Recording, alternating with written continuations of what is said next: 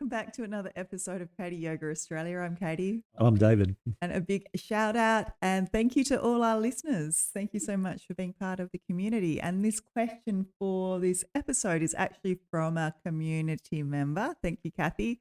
The question is, how do we set up our own home yoga studio or space? Straight into it. I love it. But just throwing it out there, please like and subscribe or follow our channel on either YouTube or Apple Podcasts or Spotify. It really does help us out and allows other people to find our community, so that'd be awesome. Thanks. So before we begin though, Katie, what's the goss? What's the latest that's been happening in Katie Land? We had a really lovely Friday evening yoga and sound relaxation session. Oh, wow. So sound relaxation, what's that entail? Yeah, so that's Ut Coleman. She comes up and does the sound. So that provides a backdrop, a nice focal point, and a lambana, something to rest our awareness on and stay attentive to while we're doing a asana practice. And then at the end, she does a 30-minute sound relaxation. Wow. Sounds absolutely beautiful. Yeah, it does. It does sound awesome. It's a bit of a treat, and everyone looked totally blissed out at the end and didn't want to leave. That's cool. Yeah. Please, once again, just a quick reminder, like and subscribe our channel. It really does help us, allows others to find us. But don't forget, it's also available as podcasts. Shall we jump in? We should. Okay.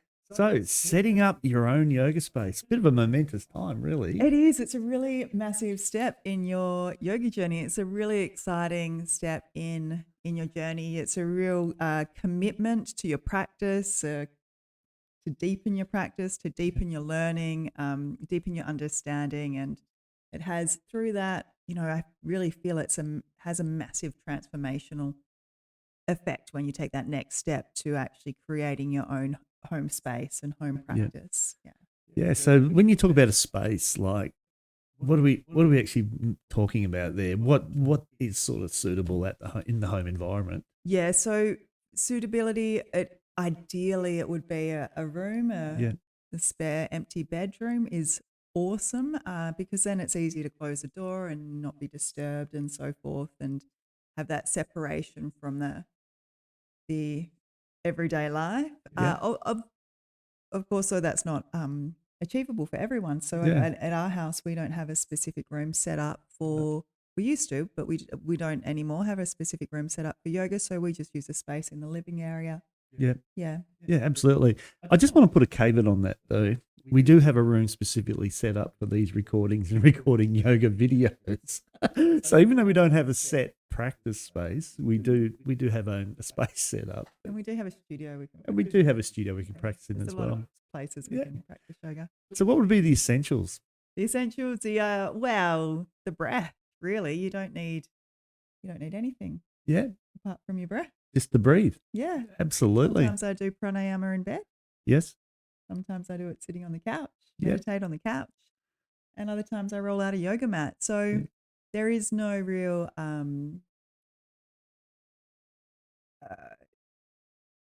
what's the word? No real description of a space. Is that the wrong word? There's no Yeah. No. There's no nothing you have to have is what I'm trying to say. There's nothing you have to have to complete a practice. I got you. I remember flying when we'd been around and traveling and that, and you've ducked into a stairwell, and I've always used to laugh thinking what the security cameras would be seeing you doing legs up the wall or something when we're all traveling around. And using parts of a boat can be quite fun. Parts of a boat, anything. So as you say, like it's always said, all we need to do is breathe, and that's so true. Yeah, because we often think asana and yoga is not just. We often think we always need a mat, but we actually don't. Yeah, absolutely. So, what do the ancient texts say about us? That's an interesting one. We've got a book here, and I'm just going to. We prepared it earlier. Yeah, it's from the Hatha Pradipika. So this is going back after the sutras came out. This one came along a little bit Much later. closer to us. And it was set up by University of Yoga in India, and this was their teachings. And they were looking at the yoga of the day, taking the practice of some of the Tantra practices, and they've come up with this guideline, which is really the overarching text for Hatha Yoga, I suppose. Yeah, and this is the copy with Mohan's A.G. Mohan's commentary. Yeah, absolutely. So I'll just run through it. It says, one who practices Hatha Yoga should live alone in a small monastery, situated a bow's length from the rocks, water, and fire. So a bow, bow and arrow. So that's interesting. So there must be some, in those days you needed, Maybe it's before meters. Well, possibly, but I'm thinking more about defense, really. Because they also, in the next bit, it says it should be a virtuous, well-ruled kingdom, which is prosperous, which means you're not going to get robbed, and it's free of disturbances. And so they're sort of setting up, so if you want to practice yoga, and I guess if you're going to make yourself vulnerable by going through and meditating and stuff, you really want to be somewhere safe. So I think that's the message that the first bit's really saying. You really want to be somewhere safe. And then we move on. That was chapter 1. It was section 12 or paragraph 12. Yeah. And then a bit more on that in verse or paragraph 13. The monastery should have a small door without any windows. It should be level without any holes in the floor. It should not be too high, too low, or too long. It should be well smeared, and I love this, with cow dung and kept clean, free from all insects. Outside it should be beautiful with a small hall, a raised seat, and a well, and also be surrounded by a wall. These are the characteristics of a yoga, they call it a mata, I think is the pronunciation, I'm not sure, but feel free if that's wrong to put it down in the comments, as laid down by the siddhas or the adepts. Yeah. So they're the ones that practice Hatha Yoga. That's their recommendations for a practice. Yeah, that's great. It reminds me of our studio. It does. We don't have windows, and because we have a door but no windows. We have a door, no windows. Not too long. It's not too short. Not too high. Just right. It's just right.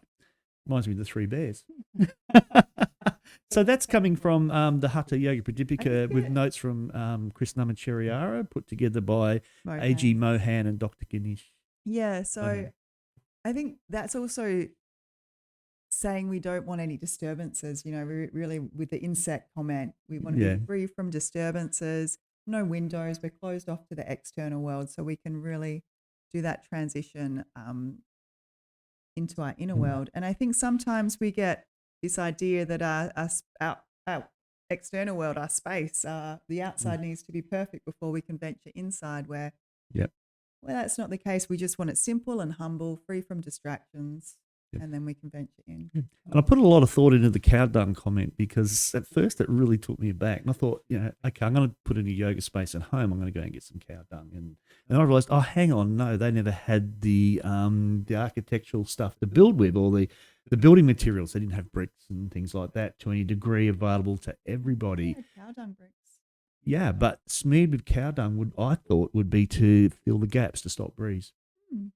Yeah. As a thought. Sure. Yeah. Yeah, I mean, it's quite a versatile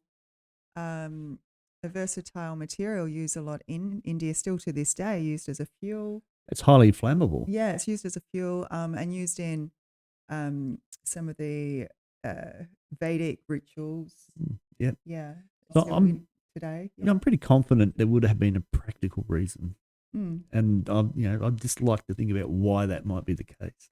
And to me, the only thing I could really come up with besides, that wouldn't be decoration, I'm guessing, would be like to cut out any drafts and things like that if there was cracks in it. Because the average person built their house out of sticks, I guess, and bits and pieces. Cow dung bricks, like you said. Yeah. But the roofs would have been open. Perhaps.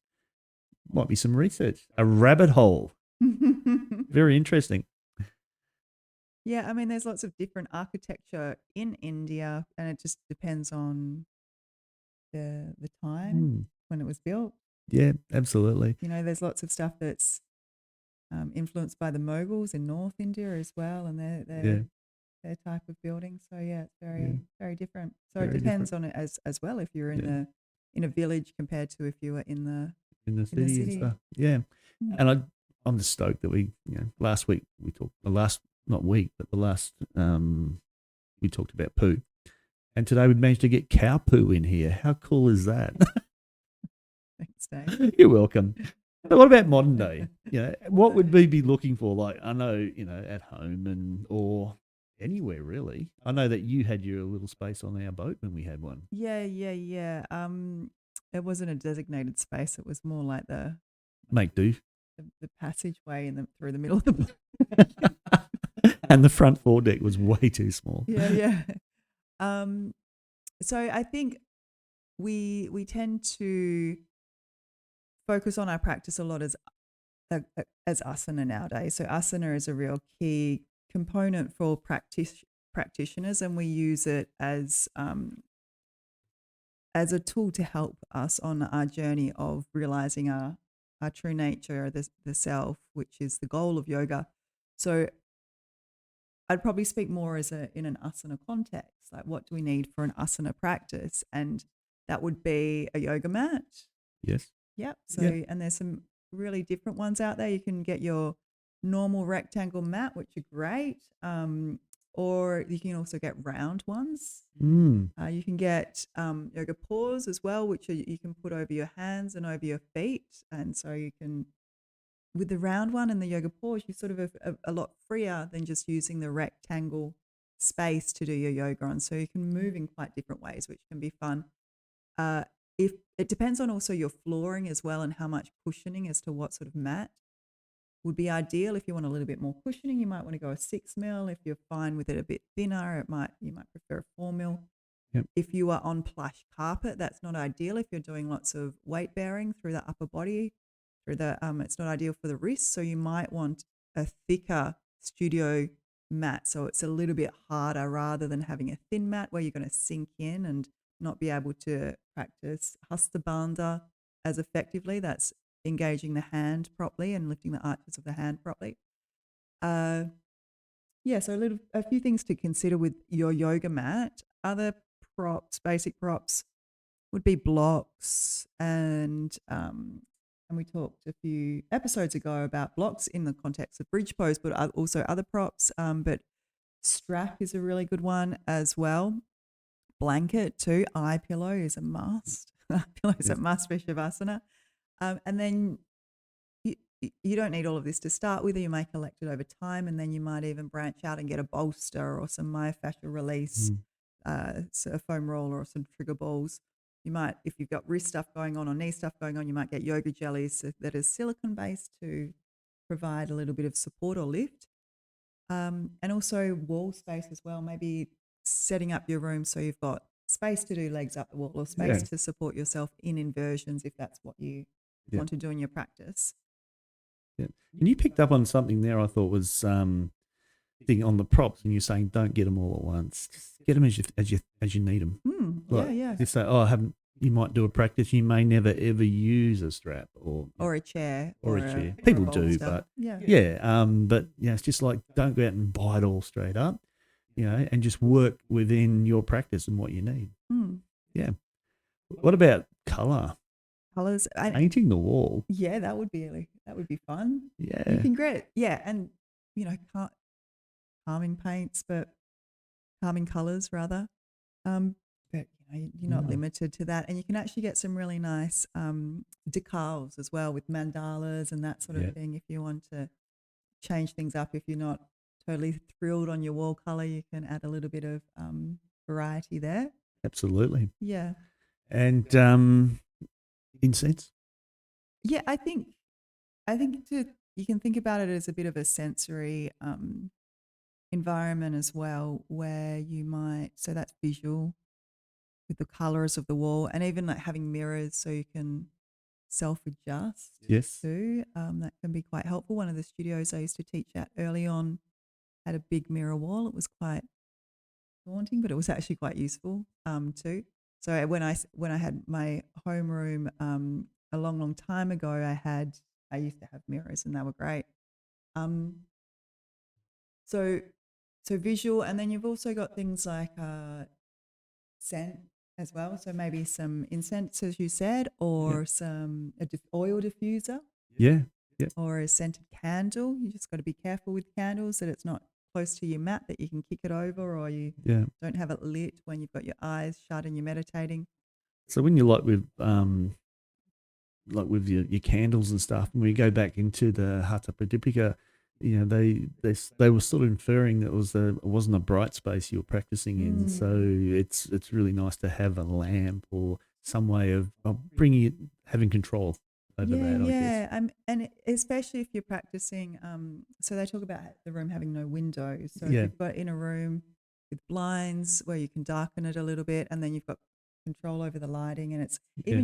even if it's just for shavasana, turning the lights off and having a lamp on if you're practicing at night can be incredibly soothing for Yeah. the nervous system. And there's also lots of different types of lamps, like the Himalayan rock salt lamps are quite pretty too. Yeah. So there's a lot of space to play in there. Even fairy lights, that's what we've got at our yoga space, are really Yeah. beautiful. We've got a black roof, a Yeah. black ceiling with fairy lights. That don't blink. I just want to point that out. You don't want them flashing. Yeah, so it looks like the night sky, which is really pretty. So But statues. yeah, so other visual effects. So some people might like to have an altar with some ornaments and things on, or things that they connect to spiritually, whether it's deities from the Hindu tradition, given yoga's from India and very interwoven with Hindu or Buddhism or Jainism. So you might have statues or pictures of deities, or it might be, if your religion's something else, you might have a crucifix, or Yeah, you can something have like that. anything that resonates with you. But most of the time, like with the statues from India, it's just really acknowledging where the yoga's got its roots in that culture, not in that religion, and that's an important thing to remember. Yeah, It's not, because yoga's not a religion. yeah, definitely. Maybe we can talk about that another time. And so the other thing is pictures of gurus is another thing too, just respecting and honoring your teachers. So we have a painting of Krishnamacharya up at our space as the father of modern yoga. Yeah, so a lot of absolutely. our influences come from his lineage. Yeah, and quite often too, like you hear that word guru, and you always think in that limit, but guru just means teacher, and it's really nice to just acknowledge your teacher too, Yeah, at times. yeah, Yeah, cool. yeah, and be humble for the gifts that they've passed on, and that they've taken time to do that. Yeah. One of my favourites. Sorry, you're going No. to, like just having some mala beats is usually a really great start for the meditations. Because quite often you think, I want to meditate for a certain amount of time, and then you go, I'm going to set an alarm, and it just draws you out, and it's just a bit of a shock to the system. Even some of the quite gentle ones. So mala beats are just a nice way to. And we do have a video on those. Yeah, we do. On our YouTube. Yeah, and mala beads are great. I quite like chucking my phone on for a timer. Yeah. And just have a nice chimes or something to bring me out. So you might want to have a phone charger in there as well, so you don't have to run off and go grab your charger after your practice to sit down and do a meditation, or before your asana. Yeah. So you can chuck your timer on. The other thing is bringing some life in there, like some plants is always quite nice. Oh, absolutely. And you can make it your sadhana. So you make creating the space part of your daily spiritual practice. So this sadhana, this daily spiritual practice, we're trying to transition our everyday activities to become sadhana, to become a spiritual practice. And we start off small, and it might be doing asana in our space we've created, and then we can incorporate more rituals like watering the plants. That can be part of our sadhana, and being present and mindful while we're doing that, or picking a flower from the garden and taking it in as an offering to our space, or to the picture of the guru we have, or to the deity, or whatever. And that can be, this ritual can be part of sadhana. And so then we start to transform our sadhana, just our spiritual practice, just from asana into our day-to-day activities. So our whole life eventually becomes sadhana, becomes a spiritual practice. Yeah, awesome. Other things that you could use for that would be the lighting the candle, even if it's turning on an LED candle, Yeah, absolutely. lighting incense. Because we like rituals, We do. and like having a little setup routine before we start something is a really nice way to enter into that activity. Yeah. So, yeah. Even 3 ohms, or I know sometimes you go around the studio space that we have and put incense A little bit of as a sage little bit and of a sage, as a and little I bit of a and with the ritualistic singing cleanse. bowl with a bit of sound is nice. Yeah. And complement some ohms and things like that. And I've actually just recently started doing it with the students present. I used to do it before and wasn't sure the feedback I'd get from that, but they seem to like it. So Yeah, I that's think good. rituals are a beautiful thing, and they help us when we repeat them over and over and over again. They help us to drop into that still relaxed state. It's like a preparation for the mind. It's telling the mind, okay, right, we're here to drop into practice. This is what we do every time. Yeah. Yeah. So how much is too much stuff? Just thinking of my collection of yoga books. I was, but I don't know. It's not so much that too, because My collection of you can have a props. lot as long as it's neat and organized. Yeah. But less is optimal. Oh, well, yeah. I think we've collected lots of props for our yoga space over time as just to be able to bring our students so many different practices rather than just your traditional asana. Like we incorporate lots of more modern exercise physiology based practices and rehab practices and so forth, coming from the Western world, exercise science. And so we like to have lots of props, but start off simple, make sure it's nice and organized. I used to have a bookshelf, so it's just not cluttered. I think a cluttered space can clutter the mind. Absolutely. Yeah, and it's really lovely to have your own room because then you can have it set up the whole time. Yeah. So it's in our house, I pack it up each time I use it. So yeah, it's just nice to have it all set up and ready to go. Do think ahead though, like for example, if it's a thoroughfare and you're putting your yoga mat down and you don't want people walking on your yoga mat, just be aware that it may happen. So perhaps put your yoga mat rolled up to the side rather than leave it out saying that's my space. So just be realistic about it as well, because that can cause tension and stress within yourself and for your practice as well. Yeah. I think it's, we have ethics and understanding in our yoga space that you don't walk on each other's mats and that sort of thing, but not everyone that's coming through our house would have that same understanding. So they think it's just a rubber mat. Yeah. And that's okay. That's okay. Yeah. Exactly. So you can either educate or you can just roll it up.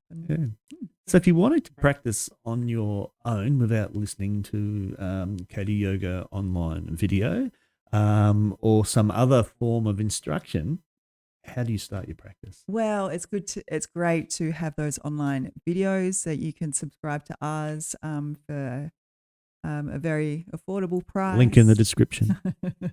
So that and then you've got a whole library of things that you can do, and it's actually really nice to be led sometimes and not have to think for yourself. But in saying that, it's also a really lively part of the home practice to start doing stuff for yourself and listening to your body a little bit more and practicing how you like to practice. That's a really beautiful part of the transition in having a home practice. Absolutely. So ways you can do that. Well, there's books. You can use resources like books and like we said, the online videos. But also I used to think about what my teacher had taught during the practice or the 2-3 practices I went to that week. And I would so say I went to a practice the day before, the next day I would do my favorite things on the yoga mat and remember what she did. Yeah. And it's also nice to remember like everything should be balanced. And so if you do a forward bend somewhere in your practice, you'd probably want to do a bit of a back bend and not just do the same thing every time you get on the mat. So you want to be able to have balance between different, so you don't get imbalances in muscles and things like that. Yeah. And that's what the yoga teachers do for you when they teach the class. They make sure everything's balanced and they change the class frequently so that you don't get imbalances within your physical body as well. Mm-hmm. And so, yeah, by all means, give it a go. But just remember, balance. Yeah, balance and variety is good. Yeah. Often I would also come to the mat and just hop in down dog and just see what ensued from there. My favourite one's cat cow. Yeah. I always start in cat cow, and then from there I go to a bit of a hip flexor stretch. Like a lunge? Yeah, like a lunge. And then it sort of seems to want to flow from there. Mm-hmm. And it doesn't have to be for a full hour. Yeah. It doesn't Lunge have to be. The triangle to Yeah. half moon. It might only be a 15 minutes movement session or. Exactly. You could go in there and do legs up the wall for 5 minutes and. Yeah, exactly. You know, it doesn't have to be your 1.5, 2-hour yoga practice. Absolutely. But don't forget, when you do that, add the meditation, add the pranayama as well. And the shavasana. And the shavasana at the end. Because that's the reason, the asana is meant to set us up to practice those things. Mm-hmm. Okay, so meditation stools? Yeah, they're great. So if you are doing a meditation practice, a meditation stool or a cushion or using some blankets to sit on can be really helpful to stop pins and needles and also to have our hips a little bit higher than our knees so we can relax a little bit more and sit upright with more ease. And a timer. I think they're the key things for meditation, really. Absolutely. And one of the things to realise too, like we do have a yoga studio. People come and practice yoga with us. And we don't set that up so much for ourselves. It's more of a community space. And so we try to make that reflect the community. So the sort of things that we'd have in there, Katie, what would you bring to mind? Yeah, so we've got a few little gifts from people that have been brought to the space to share with everyone. A mandala, some paintings and photos and so forth. Yeah. Absolutely. And that's part of what a yoga studio for a community should be. We've got a section where people can leave their own yoga mats as well. Absolutely. So they don't have to carry them in every time. Yeah, so setting up a yoga studio, you can get some ideas, but remember that's a community space. Yours at home should be personalised to you. Mm-hmm. So what else? Leave it set up, something you have to pack away. Yeah, leaving it set up is a total luxury. Yeah. Yeah, it's really good because then you can just come back and you're ready to practice again. Yeah, wear socks for legs up the wall so you don't dirty the wall. Spray and white works. Spray and white works really well on some. Sugar soap doesn't, but spray and white works really well for footprints we've just discovered. Yeah, keep it simple. Yeah, keep it simple. You don't need to do the full 2-hour practice. Nice place to reflect. Mm-hmm. So like journaling, I guess, things like that. Yeah, journaling can be great if you are into that. So you might want to, before a practice or after a practice, write a few notes when it might be as simple as a gratitude practice. That can be incredibly powerful, thinking about 3 things you're grateful for each day or 3 things that are positive that had happened during the day or the week, or even just noticing shifts and changes and how the practice has impacted you or any aha moments you've had through the practice. I sort of wish I'd done that over time, collected those aha moments. Absolutely. And setting your own space up too, it really is a significant step in your yoga practice. It's almost the next step to becoming a teacher, I believe. Yeah. Absolutely. Simply because, it's great to go out, you go to the community classes, don't ever stop going to those. Yeah. It's really important that you meet with like-minded people and things like that. Yeah, you find that and you connect all with the your way, teacher. through the text, and you need a teacher to make sure, 1, you're not going to hurt yourself, 2, that you get the right information about yoga and things like that. But when you start wanting to move that into your own practice and explore and just play with yoga in that sense, it really is the next step. And once you start doing that and you think, I want to learn more about this, that's probably the time to think about a yoga teacher training course. Definitely. And I think having that strong home practice foundation does set you up so much more for a yoga teacher training course. And having said yoga teacher training course doesn't mean you are obligated to go out and teach. No. That's how I started. I just wanted to learn more about yoga. And Katie said, too. well, do a teacher training course. And I went, okay. and never intended to teach, didn't want to teach. I used to teach for a profession, and it was the last thing I wanted to do. And here I am. It's just amazing. At the end of it, I'm like, I just want to share this. It's just something so nice. Yeah. Little bit of prodding, though, from someone. But Yeah. Yeah, my training was over 2 years, and halfway through it was a massive shift. I started just wanting to learn more about yoga, and then halfway through I was like, I want to teach this. This is awesome. yeah, and don't be scared to do it. There's no having to pass or anything like that if you don't want to. It's just about learning more. Yeah, and the more of us who learn more about yoga and who share more about yoga, it's such a great practice to improve our relationships, our awareness, our consumption, and how we interact with the environment around us, whether it's the natural environment or each other. And I think the more we can introduce people to improving our awareness through the practice of yoga, increasing our awareness, and the more we can do that, the more beneficial it's going to be for the world and for the planet and Absolutely. for each other. Yeah. Hmm. So I think that really sums it up this week. Mm-hmm. And the reason we mentioned about the yoga teaching thing, it is an indicator. So just keep that in mind. If you've enjoyed this discussion, please become one of the Katie Yoga community by liking, subscribing, or following. Once again, it really does help us out. It gives us the motivation to keep doing it, too, I Yay. guess. Love that motivation. Always check in the description for information and links discussed in this episode. Anything before we finish off, Katie? Yeah, sometimes I add a little bit of information at the end. Yes, she does. Is there anything today? No, that was last time, wasn't it? All right, guys, thank you so much. And look, we look forward to either one seeing you on the mat or getting a comment below if that's not possible. Yeah. Thanks, guys. Thanks.